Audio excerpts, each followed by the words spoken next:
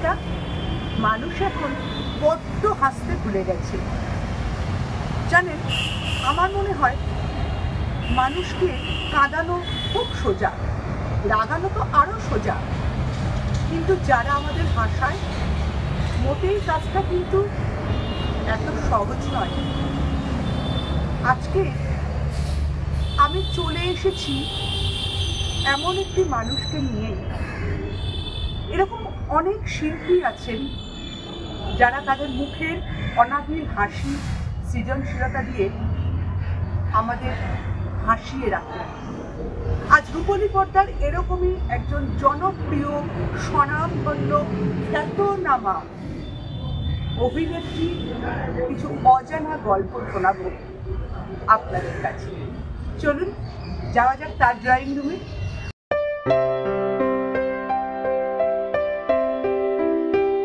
দিদি সু অভিনেত্রী, জনপ্রিয়, আমাদের সবার প্রিয়, ভালোবাসার তনিমা সেন। কিন্তু তোমাকে দেখলেই, তোমার ওই মিষ্টি মুখের হাসি দেখলেই একটা মানে কমেডি ক্যারেক্টারটা বেশি মনে লাগে।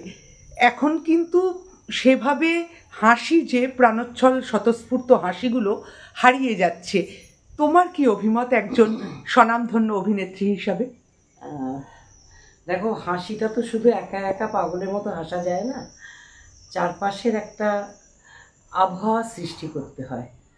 না লেখা আছে, না মানে এখন আমাদের যারা মাথা আর কি চ্যানেলের কোনো রকম ইচ্ছে আছে যে একটা সত্যি করে একটা সুন্দর হাসির জিনিস হোক, যেটা বাড়িতে বাবা মা ছেলে মেয়ে নাতিপুতি সবাই মিলে বসে দেখতে পাবে।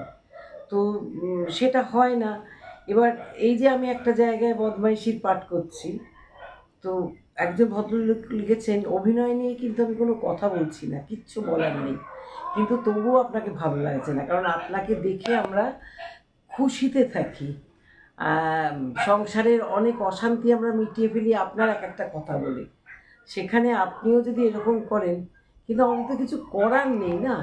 আমাদের মানে কাজের জন্য করতেই হয়, টাকার জন্য তো বটেই, সব কিছুর জন্যই আমাদের এগুলো করতে হয়।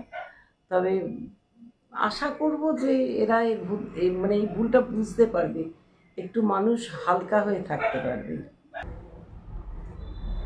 তোমার কাহিনী ও পরিচালনায় একটি সুন্দর ফিচার ফিল্ম হয়েছে এবং রিসেন্ট তুমি শর্ট ফিল্ম করেছো, যেটি দেশে বিদেশে 11খানা পুরস্কার নিয়ে এসেছে। হঠাৎ এইরকম একটা, মানে তুমি তো একজন খ্যাতনামা অভিনেত্রী, হঠাৎ পরিচালনা করার ইচ্ছাটা কিভাবে এলো যদি বলো? এগুলো অনেক ছোটোবেলাকার ব্যাপার, জানো তো। আসলে ছোটোবেলায় যখন আমাদের রকের মধ্যে, আমাদের উত্তর কলকাতায় বাড়ি, সাদা একটা শ্বেত পাথরের রকেতে, ওটাই ছিল আমাদের স্টেজ। ওখানে আমরা নানান রকম ছোট ছোট অভিনয় করতাম, রবীন্দ্র গীতিনাট্য করতাম। তো সেই ছোট থেকেই একটা মানে আমি একটা দিদি দিদি ভাব ছিল।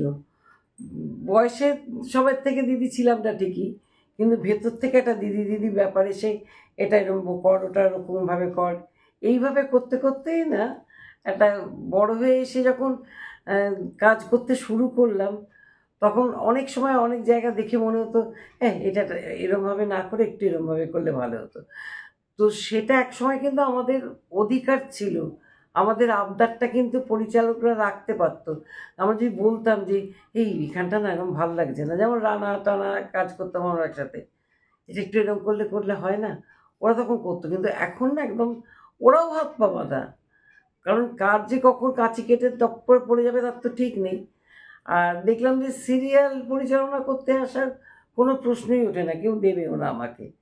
তার থেকে নিজে দুমুঠো পয়সা জমিয়ে যদি ফিচার ফিল্ম করতে পারি, একটা ফিচার ফিল্ম করলাম, সেটাও একদম অন্য ধরনের, যেটা আমি মন থেকে চেয়েছিলাম তাই হলো, যে ভীষণভাবে সেটা সাড়া পড়লো, আমাকে উত্তর আমেরিকায় নিয়ে গিয়ে পুরস্কার দেওয়া হলো।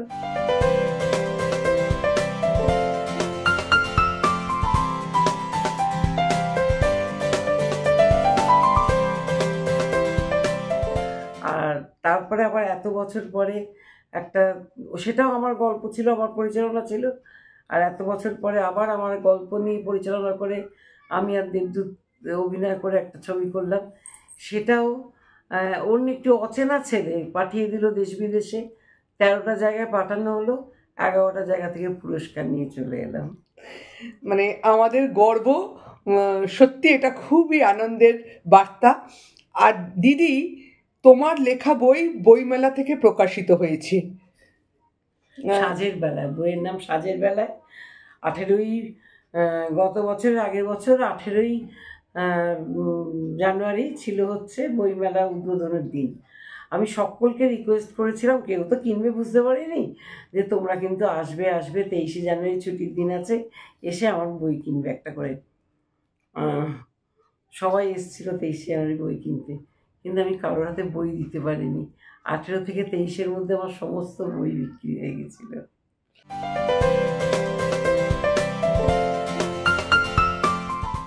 আর নতুন করে বইটা আবার বেরোচ্ছে।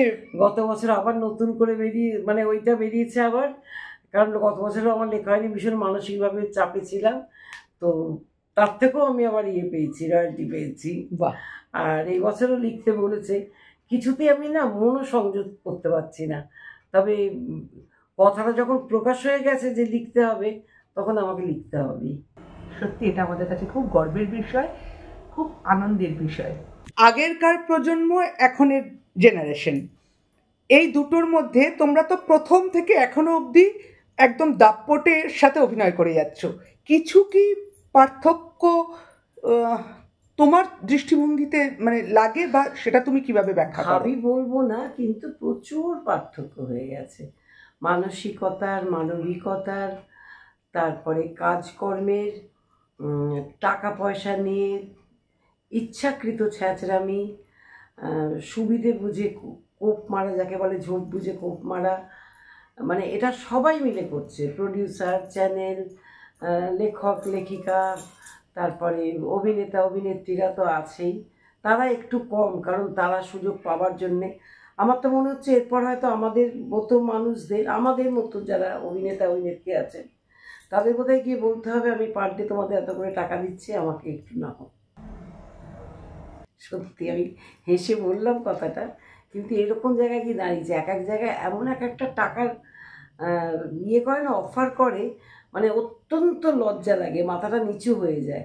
মনে হয় এতদিন কাজ করে এত জনপ্রিয় একজন মানুষ হয়ে, নিজেই বলছি যে রাস্তায় বেরোলেই তো বুঝতে পারি যে মানুষ কীরকম করে, তারপরেও যখন এরা এরকমভাবে কথা বলে, এবং অনেকে আছে যারা সত্যি করেই, যাদের এখনও দাঁত ফোটেনি, জিভ ফোটেনি, তারা বেশি টাকা নিয়ে বেরিয়ে যায়, তাদের ক্ষমতা আছে। দিদি, এখন তোমার যে সিরিয়ালটা চলছে আমরা তো জানি, তবু তোমার মুখ থেকে নামটা শুনতে চাই। রানী ভবানী। আচ্ছা, এটা কোথায় হচ্ছে? স্টার জলসায়, রাত্রি 8:30টার সময়। দিদি, আমরা সবাই বিশ্বাস রাখি, আশা করি হাসি আমরা হারাতে দেব না। হ্যাঁ, হয়তো কঠিন সময় চলছে, আর সেই হাসিগুলোকে সিনেমার পর্দায় বাঁচিয়ে রাখবে তোমাদের মতো অভিনেত্রীরা।